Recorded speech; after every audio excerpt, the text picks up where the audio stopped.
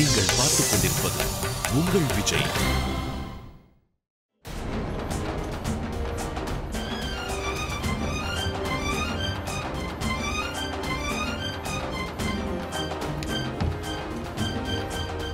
அப்பா அப்பா டீ எடுத்துட்டு வாமா.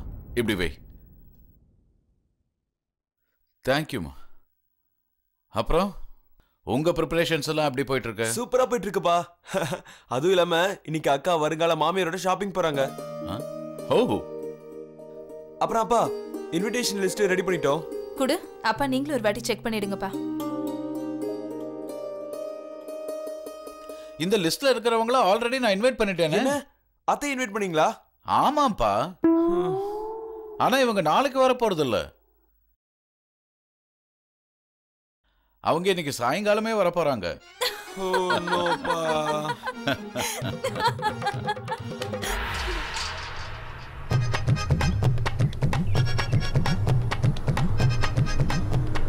நிறுத்து நிறுத்து.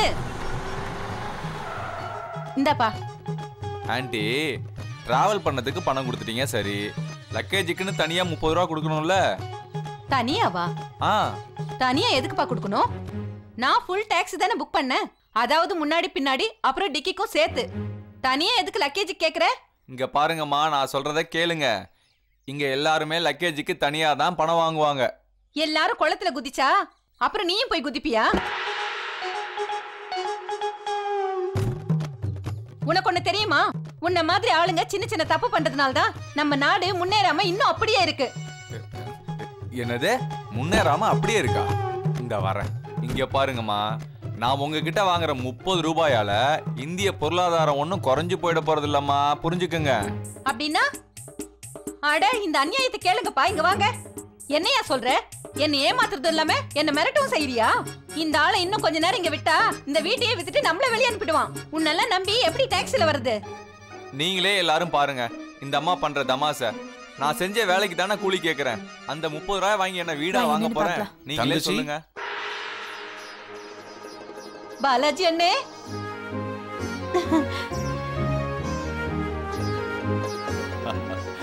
தங்கச்சி வந்துட்டியா? நல்லா இருக்கீங்களா அண்ணே? நான் நல்லா இருக்கேன். நீ எப்படி இருக்க? நல்லா இருக்க அண்ணே. பிரயாணத்துல ஒரு பிரச்சனையும் இல்லையே? ஒரு பிரச்சனையும் இல்ல அண்ணே. அண்ணே, நம்ம 2 பேரும் சந்திச்சு எவ்வளவு நாளாச்சு. உன் பசங்க எங்க இருக்காங்க? இதோ இங்கதான் இருக்காங்க. சீனு, பிரியா, இங்க வாங்க. வணக்கம் அத்தை. சீனு,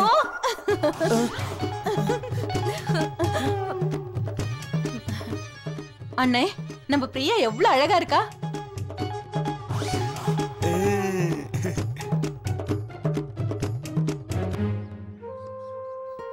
அண்ணே, காலம் ரெக்கையை கட்டிக்கிட்டு எவ்வளவு வேகமா பறந்துருச்சு. நம்ம பசங்க எவ்வளவு சின்னவங்களா இருந்தாங்க. இன்னைக்கு நம்ம பிரியாவுக்கு கல்யாணமே நடக்க போகுது. நான் ரொம்ப சந்தோஷமா இருக்கேன். சீனு, அத்தையை கூட்டிட்டு உள்ள போ. நான் இவரை பார்த்து செட்டில் பண்ணிக்கிறேன். நீ போமா.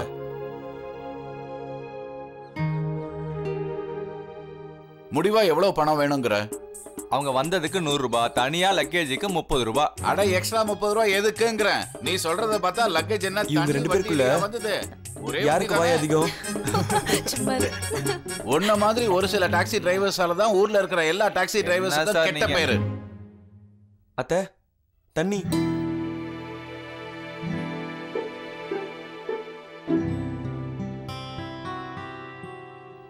சீனு, கொஞ்ச நேரம் கழிச்சு நான் டீ சாப்பிடுறேன். அப்புறம் டீயோட சேர்த்து உப்பு போட்ட பிஸ்கெட் எடுத்துட்டு வா. இனிப்பு சாப்பிடக்கூடாதுன்னு டாக்டர் சொல்லியிருக்காரு.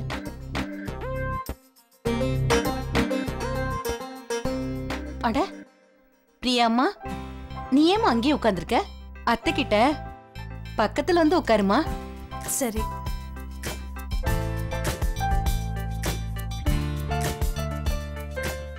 பிரியா, நான் ரொம்ப நம்பிக்கை இழந்திருந்தேன். உனக்கு கல்யாணம் ஆகும்னு நான் எதிர்பார்க்கல. கடவுள் இருக்காருல்ல, அவருடைய அருளால எல்லாம் நல்லபடியா நடக்கும். என் பிரியாவுக்கு எவ்வளவு சோதனை வந்துச்சு. உன்னை இவ்வளவு கஷ்டப்படுத்தினவன் நாசமாதான் போவான்.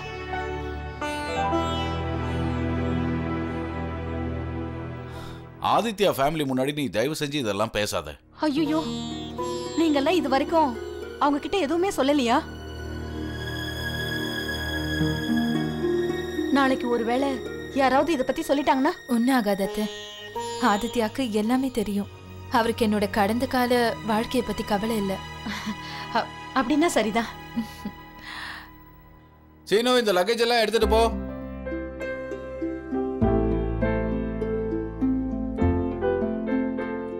அக்கா, நீங்க ஷாப்பிங் கிளம்பணும்ல?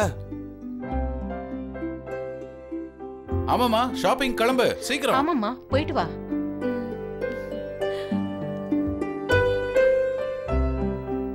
பிரியா. என்னப்பா? ஒரு நிமிஷம் இருமா.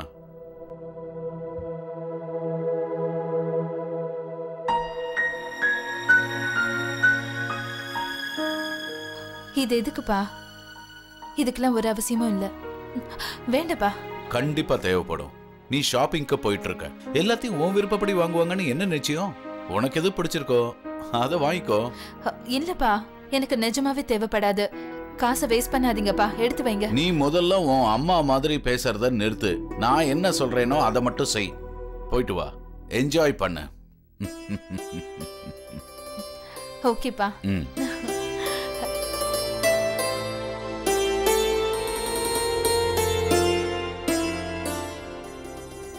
பின்ன என்னன்னா, பிரியா கரெக்டா தான் சொல்றா. இது கல்யாண நேரம். பணத்தை நம்ம பார்த்து செலவு பண்றது தானே நல்லது. கவலைப்படாத, இங்க அந்த குறையெல்லாம் ஒண்ணும் இல்ல. ஆனா இவ்ளோ பணம், இவ்ளோ வருஷம் நான் கஷ்டப்பட்டு சம்பாதிச்சு சேமிச்சது இன்னைக்கு உபயோகப்படலன்னா என்னைக்கு உபயோகப்பட போகுது? இன்னொரு விஷயமா, ரொம்ப கஷ்டப்பட்டு கடந்த காலத்தை பிரியா மறந்திருக்கா.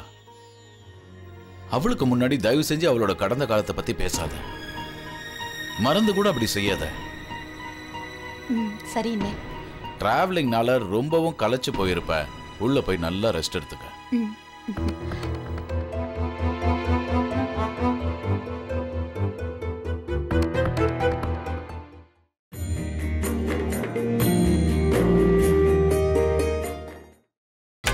நீங்கள் பார்த்துக் கொண்டிருப்பது உங்கள் விஜய். வாங்க வாங்க வாங்க. பெரிய பெரிய மால்ல கூட கிடைக்காத எல்லா விஷயங்களும் இந்த பஜார்ல கிடைச்சிரும். அதான் இதோட சிறப்பே. அப்புறம் பிரியா, தேவையானதெல்லாம் வாங்கிட்டியாமா? இல்ல இன்னும் ஏதாவது பாக்கி இருக்கா? இல்ல, தேவையானது எல்லாமே வாங்கியாச்சு. இனிமே வாங்குறதுக்கு ஒண்ணுமே இல்ல. நீங்க ரொம்ப நல்லா ஆர்கனைஸ் பண்றீங்க மிஸ்ஸஸ் பிருந்தா. ஆனா பிரியா, உனக்காக எங்க சைடுல இருந்து எதுவுமே வாங்கிக்கலையே. ஆண்டி, நீங்க தானே எல்லாமே செலக்ட் பண்ணீங்க. நீங்க மட்டும் எனக்கு ஹெல்ப் பண்ணலனா என்னால இவ்வளவு திங்ஸ் வாங்கி இருக்க முடியாது. அப்ப நீயும் எங்களுக்கு ஒரு சின்ன ஹெல்ப் பண்ணு. அப்பதான் எங்க சைடுல இருந்து உனக்கு பிடிச்சதை நாங்க வாங்கி கொடுக்க முடியும். Okay aunty. ஐயோ அக்கா, ஏன்னா நீங்க அவ கூட இப்படி பேசிட்டே இருக்கீங்க? அவளுக்கு பசிக்காதா? ஏதாவது வாங்கி கொடுங்கக்கா. இல்ல ஆண்டி, ஐம் ஓகே. பசி அவளுக்கு எடுக்குதா இல்ல உனக்கு எடுக்குதா? இவளை பத்தி எனக்கு நல்லா தெரியும், உனக்கு தான் தெரியாது. ஆமா ஆமா, தெரிஞ்சிச்சுல.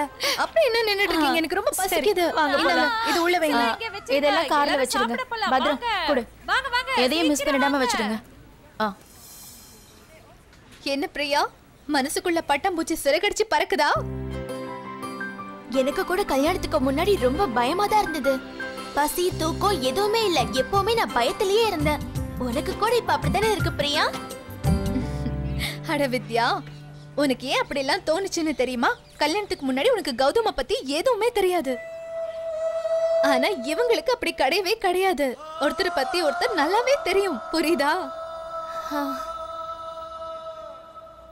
அண்டர்ஸ்டாண்டிங் கல்யாணத்துக்கு அப்புறம் தான் வரும். ஏன்னா கல்யாணத்துக்கு அப்புறம் கடமைகள் அதிகமாகுது இல்லையா? இல்லங்க, கல்யாணத்துக்கு அப்புறம் அண்டர்ஸ்டாண்டிங் இல்ல, மிஸ் அண்டர்ஸ்டாண்டிங் ஆகிறதுக்கு தான் அதிக வாய்ப்பு இருக்கு. தெரிஞ்சுக்கோங்க.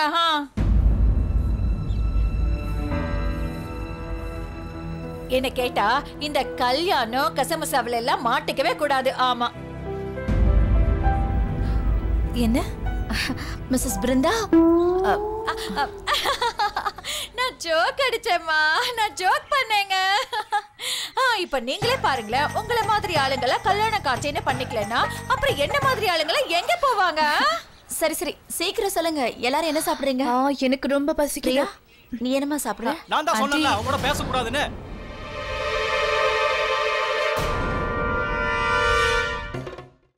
நான் தான் சொன்னேன்ல அவங்க கூட பேசக்கூடாதுன்னு. யாரு? நான் அவனுக்கு கால் பண்ணல, அவன் தான் எனக்கு கால் பண்ணான். நான் அவனை பத்தி உங்ககிட்ட ஏற்கனவே சொல்லிருக்கேன்ல, அவன் என்னோட ஃப்ரெண்ட். கேட்டா எல்லா பொண்ணுங்களும் ஃப்ரெண்ட்ஷிப் தான் சொல்லுவீங்க. முதல்ல இன்னைக்கு நான் ஒரு முடிவு கட்டுறேன். வா வான்னு சொல்றேன்ல. வா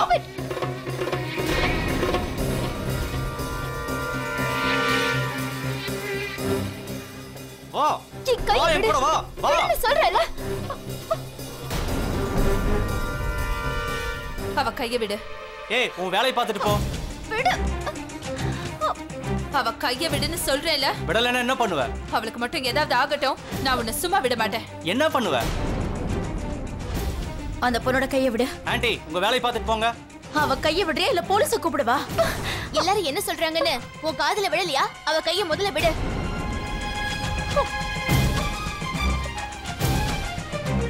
எங்க பாரு தம்பி, இவங்க பெரிய போலீஸ் ஆபீசரோட பொண்டாட்டி. இப்ப நீ அந்த பொண்ணு கைய விடலன்னு வச்சுக்கோ, வாழ்க்கையில ஏன்டா இப்படி எல்லாம் பண்ணோன்னு வருத்தப்படுற மாதிரி ஆயிடும். முதல்ல கைய விடு.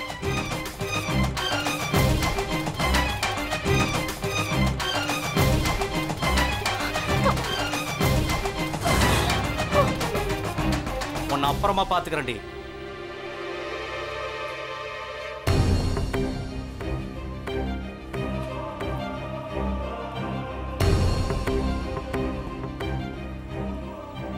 இதெல்லாம் பொறுத்துக்கணும்னு என்ன அவசியம் இருக்கு? நீ தப்பா முடிவெடுத்தா உன் வாழ்க்கையில எல்லாமே தப்பாதான் போகும். நான் எதுக்கு இதெல்லாம் உன்கிட்ட சொல்றேன் தெரியுமா? என்ன நானும் இந்த மாதிரி ஒரு தப்பு பண்ணிருக்கேன். நீ மட்டும் தலை நிமிர்ந்து நடக்கலனா அப்புறம் அவன் காலில் போட்டு மிதிச்சுட்டு போயிட்டே இருப்பாங்க. அப்புறம் நீ எப்பவுமே இப்படியே தான் இருக்கணும். ஒரு பொண்ணு இந்த மாதிரி ஆளுங்களை சந்திச்சா அவங்க நம்மள பலவீனப்படுத்த நினைப்பாங்க. நீ பலவீனமானவளா இல்லையா? இதுக்கான முடிவை நீ மட்டும்தான் எடுக்க முடியும். இத மனசுல வச்சுக்கோ.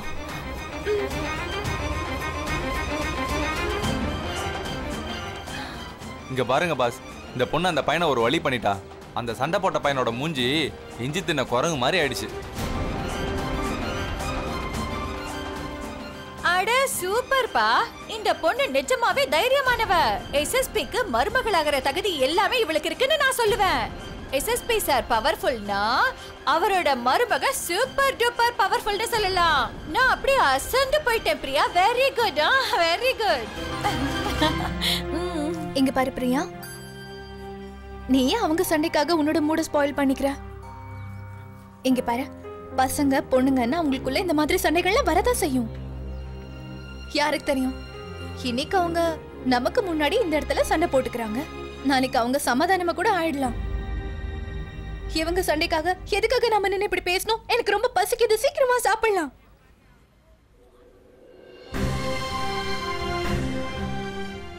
அவ கண்ணுல நான் பார்த்த தெளிவையும் தைரியத்தையும் நீ பார்க்கலன்னு நினைக்கிறேன்.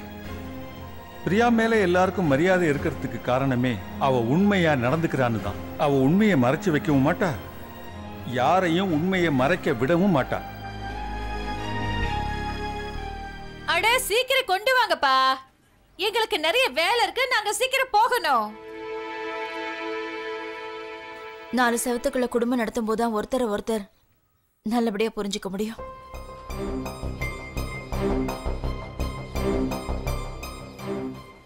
ஆனா விஷயம் தெரு வரைக்கும் வந்துடுச்சுன்னா உறவு நீடிக்காத.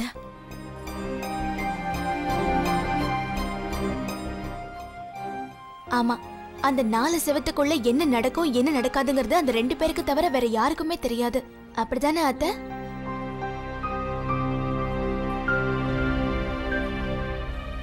அட உறவுகளுக்குள்ள இப்படி சண்டை வர்றதும் திரும்ப சேர்றதும் சகஜமா தான் நடக்குதுல, விட்டு தள்ளுங்க. அட சீக்கிரம் கொண்டு வாப்பா, நாங்க சாப்பிட்டு கிளம்பணும், எங்களுக்கு நிறைய வேலை பாக்கி இருக்கு.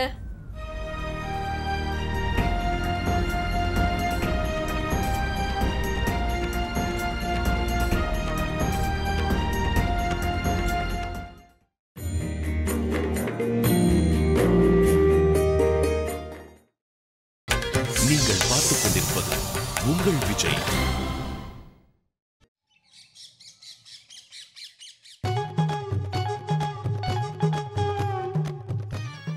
அட கடவுளே, இவ்ளோ கிஃப்டா, அதுவும் ஒரே நேரத்துல.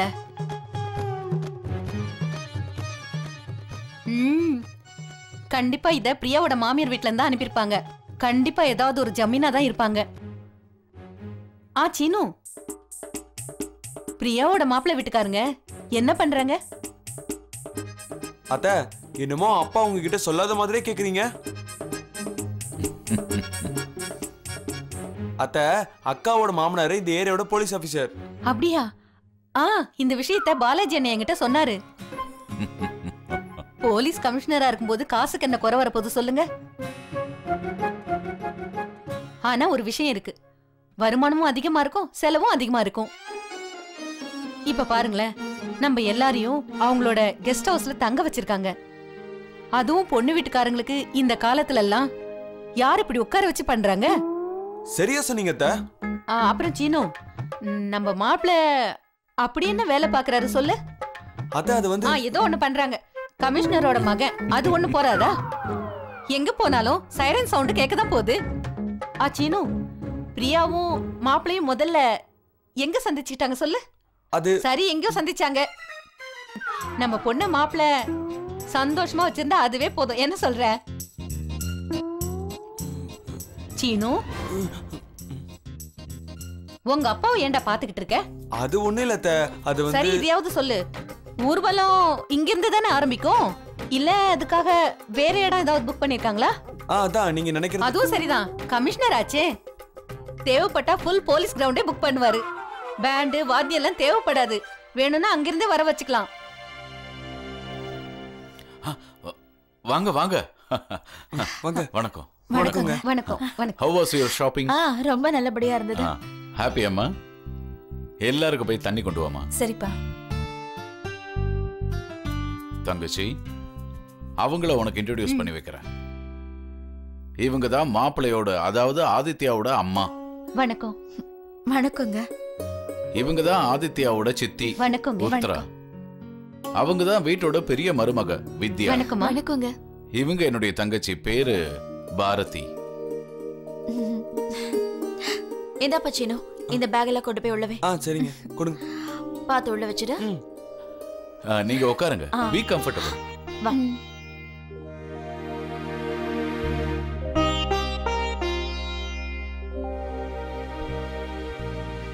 நீங்க வர்றதுக்கு முன்னாடி நாங்கெல்லாம் உங்களை பத்தி தான் பேசிட்டு இருந்தோம். உங்களை பத்தி எங்க பேசிட்டு இருந்தோம்? புகழ்ந்துட்டு இருந்தோம்னு தான் சொல்லணும்.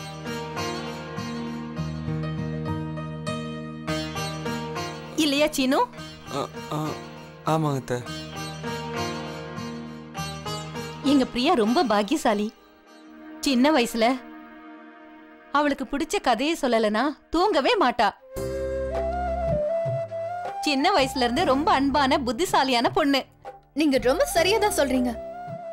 பிரியா ரொம்ப புத்திசாலியான பொண்ணுதான். இன்னைக்கு உங்க வீட்டு பொண்ணு துணிஞ்சு புத்திசாலித்தனமான ஒரு காரியம் பண்ணா. அப்படி என்ன பண்ணாவ? மரியாதை தெரியாதவனுக்கு நல்ல பாடத்தை கத்து கொடுத்தா. ஒருத்தன் பப்ளிக் பிளேஸ்ல அவ கேர்ள் ஃப்ரெண்ட மிரட்டிக்கிட்டு இருந்தான். பிரியா அவனுக்கு கொடுத்த டோஸ்ல அந்த பையன் அந்த பொண்ணு அங்க விட்டுட்டு அந்த இடத்தை விட்டு ஓடி போயிட்டான். அப்படியா? எங்க பிரியா பொண்ணு எப்பவுமே அப்படிதான். ஆனா அந்த சம்பவத்துக்கு அப்புறம் பாவம் கொஞ்சம் பாதிக்கப்பட்டுட்டா.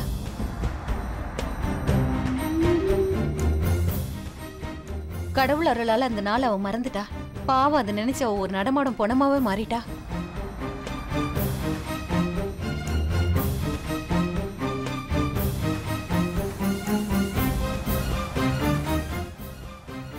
ஆனா இன்னைக்கு நான் ரொம்ப சந்தோஷமா இருக்கேன். ஏன்னா இன்னைக்கு எங்க பிரியா பழைய மாதிரியே சரியாயிட்டா.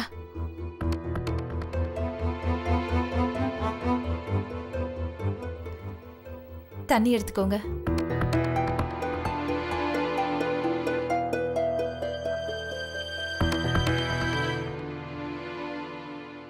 நான் டீ போட்டு எடுத்துட்டு வரட்டா?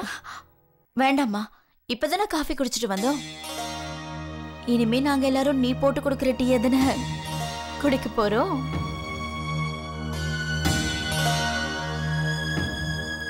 சரிங்க சார், நாங்க கிளம்பணும். நிறைய வேலை இருக்கு, நேரம் ரொம்ப கம்மியா இருக்கு.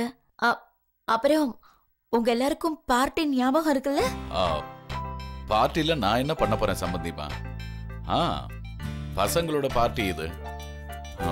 சீனு அனுப்பி வைக்கிறேன்.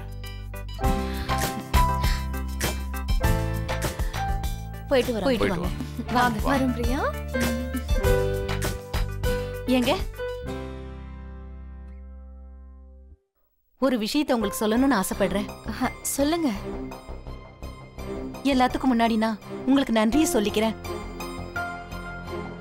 எங்களோட பிரியாவுக்கு இவ்ளோ நடந்ததுக்கு அப்புறமும் நீங்க எங்க பொண்ணு உங்க மருமகளை ஆக்கிக்க முடிவு பண்ணீங்க.